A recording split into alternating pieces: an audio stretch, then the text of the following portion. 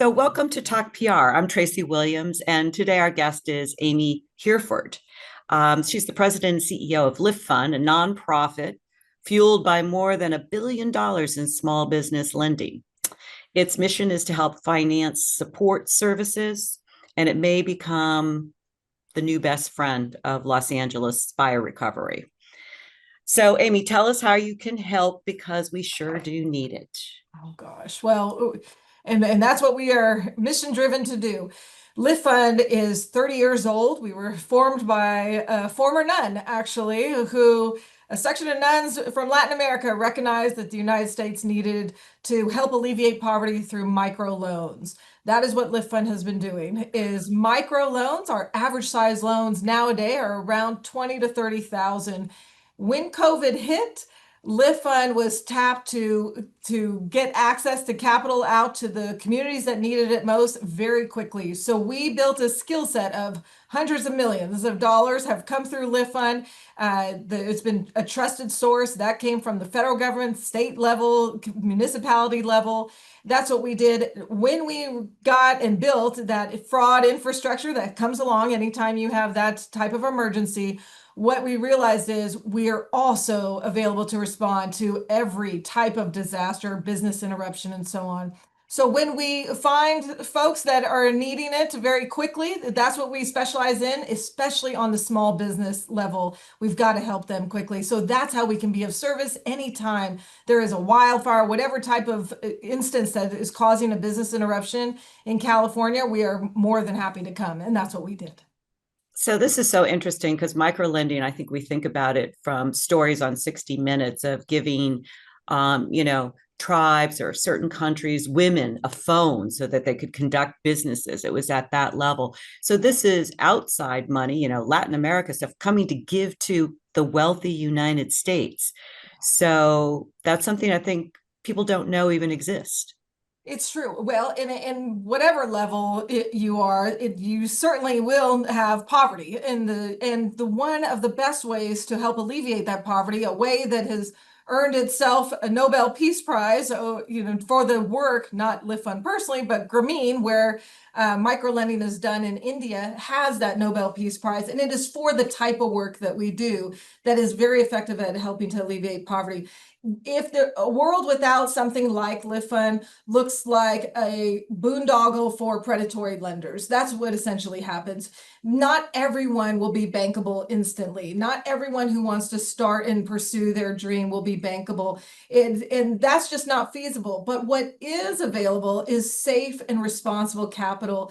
It's one of we hate to say it, the best kept secrets in the United States. There are nonprofit lenders out there. And the goal is we help and administer technical assistance, in other words, financial literacy training, and we do loans until we're ready and graduate them into the regulated banking system. When it gets to LA, I think we're all looking about where does recovery really start. It was very exciting getting lots cleared out and doing all of that, and the promise of fast tracking. And, I'm sure that the number that is in all of our minds is 100, and that's the number of permits that have been issued for buildings. And we've got, tens of thousands of structures and only 100 permits. So there's a lot of concern about it.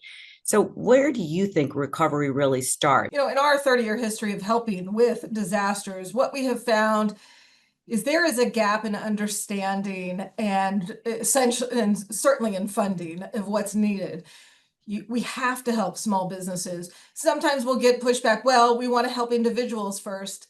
And the truth is, the small businesses are individuals. Those are the families that work there. Those are the taxpayers. Those are funders that we need to make sure that they are staying afloat there. Otherwise, what you have is an unraveling community. If we can't help the small businesses, and the national data says, if we don't help them within the first 2 weeks of a disaster, 40% will permanently close, and another 25% will close within that first year of a disaster. This is where we need to concentrate a lot of efforts right away. In general, and you had asked, how long does this go on? Well, from a small business disaster relief standpoint, what we need immediately in the first 2 weeks is to start getting funds directly into their pockets so that they can pay their employees. Otherwise, the employees have to uproot families, change school districts, look for work in other communities. It totally changes the social and economic fabric inside of a community. So once we do that immediately in 2 weeks, which is typically going to be grants, is what they need, not debt, not loans, right there. After a few more weeks, as folks stand up and you've hit the businesses in ICU, and so to speak, then it needs to change to low cost loans for them so that they can stand up and rebuild.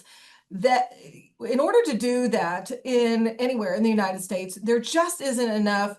There are not enough groups doing that, and there are not enough groups able to do it because of the fraud that comes anytime you're doing disasters. So we're looking at, from the time a disaster hits, in order to stand up a small business, the first year is critical. How a community reacts. Thereafter, a community can expect it will be a couple years. Part of what we're also experiencing is many of the small businesses that have been hurt also because we've had all of the ice raids and demonstrations on top of the fires. Who is it that you can help when you come here? So our typical portfolio are the micro businesses. So these are your landscapers, these are your food trucks, these are your mom and pop restaurants. When we think about the Palisades, for instance, fire, when that happened, it wasn't just the local Main Street businesses there. It had a deep ripple effect into other communities that Right. rely on Palisades for economic support and so on, right? Certainly, landscaping, you just named a big one. Yes, exactly. Everybody. So that is who we are able to help instantly. So when we have in our own, portfolio, we help folks with I-10s. These are folks that are our taxpayers. So they do have a number. They do file with IRS.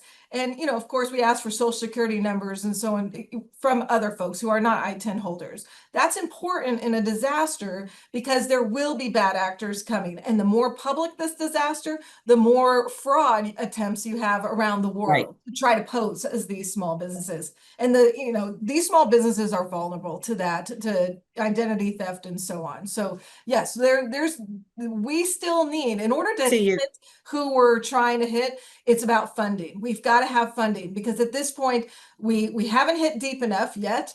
And we absolutely need to offer these micro low cost loans so that they can keep making up the difference for the revenues lost, the inventories lost, and so on. They're still trying to climb out there. so do you have a number in mind? Like how many people, well, maybe a couple numbers. Yeah. How much money do you have to offer as microloans, if you can share a range with me? Yes. And then how quickly can you get these funds out to people? Yes. So How many? yes, yes. But I'll put a caveat. So where I get capital is from banks. And the way that they're incentivized to do that for a group like mine is because they get Community Reinvestment Act credit through the federal government. Now, so I do have pretty good, maybe we're serving about 30 million a year in loans.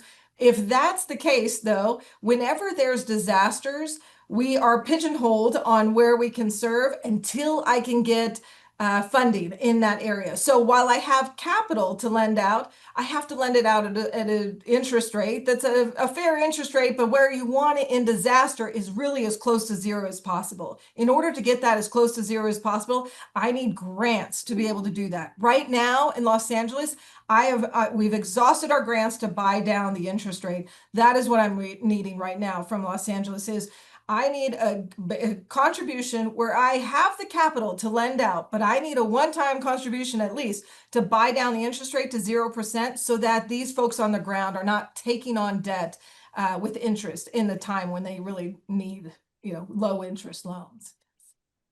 So that means you can't lend money until you get those loan rates down. Is that correct? I wouldn't, yeah, we can lend, but it's not as helpful to those small businesses at, a 10% rate. They really need it at 0%. So yes, we would need to buy down that interest rate.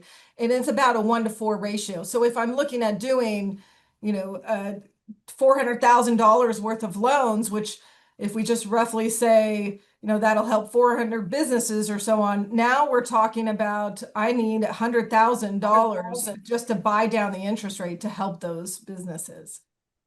Oh, that's interesting. Well, Yeah. simple math, right? Yes, yes, yes. It's funny, like, how do you not compete? It's not a competition, obviously, but the SBA is supposedly lending to fire victims for rebuilding. Yes. I'm sure that has something to do with supporting small businesses because if you own a home and you build it, you're going to have to hire all these small businesses, contractors, and what? Those are 2% loans. Yeah. Yeah. It seems like, wow, they're giving 2% loans to rich people. And I don't know if that's true or not. How do you, Yes. um, what is the story behind that? I'm not saying that they're doing it easily. Yes. Yes. So, Yes. So the SBA is effective and they are very cash strapped too. So there is not okay. enough funding for what they are doing as well, right? And so where we feel that there's the gap is to be the bridge between when somebody has a disaster in their community and until SBA can leverage funds to them. So that's the important gap that we are filling. Now, 6 months after a disaster, SBA is there and has loans that they're making, and they also all of us, right, could always use more staff, but it's all a numbers game, right? So SBA is probably doing the best they can at this point in time, but of course, more partners in that community are going to make more change and affect more impact there. So SBA, we both are aware of each other. We both partner on many programs together. We both support one another's efforts. So there is no sort of competition between us and SBA because we share the same mission. They're helping small businesses. We're trying to help small businesses. So we root each other on, and we certainly know that both of us need to exist in a space because there is so much need. um, so lucky to have you and your organization fighting for this. And Thank you. speaking as an Angelino, thanks for bringing hope. Yes. Oh, thank you. It's our honor to be able to be of service there. So thank you, Tracy.